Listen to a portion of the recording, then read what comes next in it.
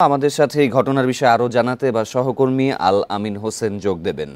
আল আমিন, আপনি এই মুহূর্তে আসলে কোন জায়গায় অবস্থান করছেন, সেখানে কি অবস্থা দেখতে পাচ্ছেন, সার্বিক পরিস্থিতি নিয়ে জানাবেন।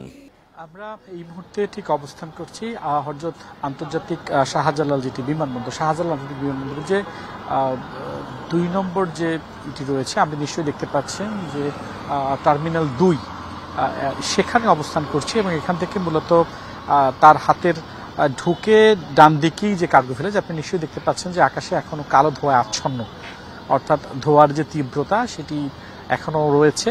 যদিও সিভিল এভিয়েশনের পক্ষ থেকে আমাদেরকে জানানো হয়েছে যে তারা আগুন কিছুটা নিয়ন্ত্রণ করতে পেরেছেন, কিছুক্ষণ পরে আনুষ্ঠানিকভাবে গণমাধ্যমকে তারা আসলে এই বিষয়গুলো সম্পর্কে অবহিত করবেন। আর এখানকার পরিস্থিতিটি জানেন যে এই করোনার পরে, অর্থাৎ করোনার সময় হযরত শাহজালাল আন্তর্জাতিক বিমানবন্দর দীর্ঘ সময়ের জন্য বন্ধ ছিল বিমান ওঠানামা, এবং আজকের পর সেই 19-20 সালের পরের দিকের ঘটনা, অর্থাৎ করোনার পরে হযরত শাহজালাল আন্তর্জাতিক বিমানবন্দর সেটি দীর্ঘ সময়ের জন্য বন্ধ রয়েছে। বেবি চকের সঙ্গে আমরা কথা বলার চেষ্টা করেছি, তাদের পক্ষ থেকে এখন পর্যন্ত কখন আসলে ফ্লাইট চলাচল করবে বা উঠানামা হবে এই বিষয়ে সুস্পষ্ট কোনো বক্তব্য বেবি চক কর্তৃপক্ষের কাছ থেকে আমরা এখন পর্যন্ত পাইনি। আরেকটি বিষয় যেই ফ্লাইটগুলো আসলে হযরত শাহজালাল আন্তর্জাতিক বিমানবন্দরে নামার কথা ছিল এবং যখন ফ্লাইট ওঠানামা বন্ধ ঘোষণা করা হয়, তারপরে আমরা যতটুকু জেনেছি যে চট্টগ্রাম যে আন্তর্জাতিক বিমানবন্দরটি রয়েছে সেখানে 4টি বিমান অবতরণ করেছেন। এর বাইরে যারা বিভিন্ন জায়গা থেকে এসেছেন, অনেক যাত্রীর সঙ্গে কথা বলেছি, মধ্যপ্রাচ্যগামী যারা যাত্রী রয়েছেন তাদের সঙ্গে কথা বলেছি। তাদের কেউ কেউ বলেছেন যে তাদের ফ্লাইট রয়েছে রাত 10টায়, কেউ কেউ 12টার কথা বলেছেন। অতএব তাদেরকে এখন পর্যন্ত এই ফ্লাইট বন্ধ হবে কি হবে না, তারা আজকে যেতে পারবেন কি পারবেন না সে বিষয়ে সুস্পষ্ট কোনো বক্তব্য এয়ারলাইন্স কর্তৃপক্ষ তাদেরকে জানায়নি।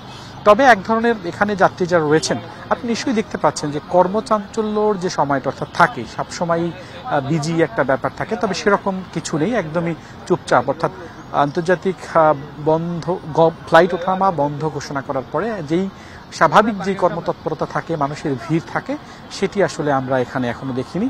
তবে মধ্যপ্রাচ্যগামী যারা বিভিন্ন দেশে যাবেন, তারা বেশ কয়েকজন যাত্রীদেরকে আমরা দেখেছি, তারা আসলে এখানে চলে আসছেন, আপনি যদি নিশ্চয়ই দেখতে পাচ্ছেন। তবে আরেকটি বিষয়, আমরা এখানে ঝাঁঝালো একটি গন্ধ পাচ্ছি, অর্থাৎ আমদানি কার্গোর যেই কেমিক্যাল গোডাউনে যে আগুন লেগেছে, আর সেখান থেকে বাতাসের ঝাঁঝালো যেটি গন্ধ, আমরা খিলক্ষেত থেকে হয়ে যখন আসতেছিলাম গাড়িতে, তখন সেই ঝাঁঝালো গন্ধের তীব্রতা আমরা টের পেয়েছি, এবং সেটি কিন্তু এখানেও বসেও আমরা যেই জায়গাটাতে আছি সেই জায়গায়, অর্থাৎ হযরত শাহজালাল আন্তর্জাতিক বিমানবন্দরের যে টার্মিনাল 2 সেখানে রয়েছে, এবং সেখানে বসেও আমরা সেই ঝাঁঝালো গন্ধের তীব্রতা কিন্তু পেয়েছি। যদিও ফায়ার সার্ভিসের পক্ষ থেকে বলা হয়েছে যে এখানে 30টিরও বেশি ফায়ার সার্ভিসের ইউনিট এখানে কাজ করছে।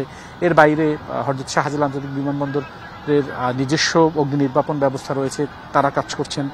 বিমান বাহিনীর অগ্নি নির্বাপন ব্যবস্থা রয়েছে, তারা কাজ করছে। এখানে সেনাবাহিনী যোগ দিয়েছেন, বিজিবি যোগ দিয়েছেন, অর্থাৎ যারা সংশ্লিষ্ট সবাই এই আগুন নিয়ন্ত্রণের জন্য তারা কাজ করছেন। তবে ঠিক কখন কবে নাগাদ এই আগুন নিয়ন্ত্রণে আসবে, পাশাপাশি ফ্লাইট ওঠানামা ঠিক কখন সচল হবে, কতটি ফ্লাইট আসলে এই কারণে ডিলে হয়েছে, সে বিষয়ে স্পষ্ট কোনো তথ্য আমরা বেবি চকের কাছ থেকে পাইনি।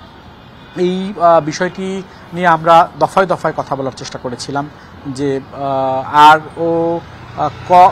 এখানে আমরা যতটুকু জেনেছি যে সরকার উন্নয়ন কর্তৃপক্ষের পক্ষ থেকে, বিশেষ করে যিনি বেসামরিক বিমান চলাচল উপদেষ্টা রয়েছেন, তিনি ঘটনাস্থলে এসেছেন, ফায়ার সার্ভিসের ডিজি তিনি আসলে ঘটনাস্থলে এসে এই আগুন নিয়ন্ত্রণ বা নির্বাপন যতটুকু দ্রুত করা যায় সে বিষয়ে তদারকি করেছেন।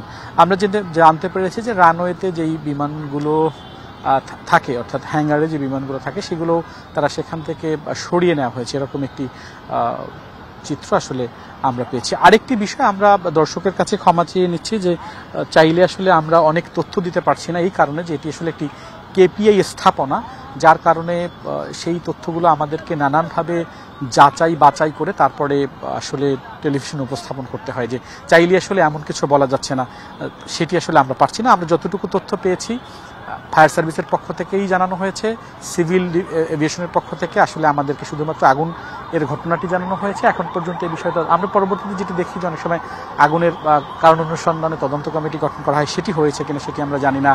আগুন লাগার আসলে সূত্রপাত কি সেটি জানি না। তবে বেশ কয়েকজন বিশেষজ্ঞ, বিশেষ করে সিভিল এভিয়েশন কর্তৃপক্ষ এটিএম নজরুল ইসলামের সঙ্গে আমরা এই বিষয়ে কথা বলেছিলাম। তিনি বলেছেন যে এটি আসলে নাশকতা কিনা বা পূর্ব পরিকল্পিত কিনা সে বিষয়টিকে উড়িয়ে দেওয়া যাচ্ছে না। এর বাইরে আপনি জানেন যে থার্ড টার্মিনালও চালু হতে যাচ্ছে আমাদের ঠিক এই মুহূর্তে এরকম একটি অগ্নিকাণ্ডের ঘটনা, সেটি বহির্বিশ্বের যে এয়ারলাইন্সগুলো বাংলাদেশের সঙ্গে থার্ড টার্মিনাল হওয়ার পরে নতুন করে বিমান চলাচলের জন্য যোগাযোগ স্থাপন করবেন, তাদের ক্ষেত্রে প্রভাব পড়বে কিনা, নানান বিষয় নানান প্রশ্ন আসলে এখানে সামনে এসেছে। সেই সামনের প্রশ্নের উত্তর আসলে ঠিক আমাদের কাছে এই মুহূর্তে নেই। আপনি জানেন যে বিমানবন্দরকে বলা হয় একটি দেশের ড্রয়িং রুম। সেই ক্ষেত্রে এই বিষয়টিকে আমরা নানান জায়গায় চেষ্টা করেছি তথ্যপত্র জানার জন্য। তবে এখন পর্যন্ত ঠিক কতটি বিমান আসলে বা চলাচল বন্ধ ঘোষণা করা হয়েছে সে বিষয়ে সুস্পষ্ট কোনো বক্তব্য নেই। ভিতরে আসলে কি ক্ষয়ক্ষতি হয়েছে, আগুন ছড়িয়েছে কিনা, রানওয়ে অবধি যদি আগুন পৌঁছে যেয়ে থাকে, আপনি জানেন যে সেখানে বিমানের যে জ্বালানি ফুয়েল সেটিও আসলে সেখান থেকে সেইটি আসলে কত দূর, সেটি কার্গো ভিলেজ থেকে কত দূর, কিংবা অনেক বিষয় আছে। সেই বিষয়গুলো যেহেতু আমি আগেই বলেছি যে কেপি স্থাপনা, সেই কেপি স্থাপনা থাকার কারণে অনেক তথ্য আসলে আমরা এই মুহূর্তে জানাতে পারছি না, কারণ সুস্পষ্ট তথ্য আমাদের কাছে নেই।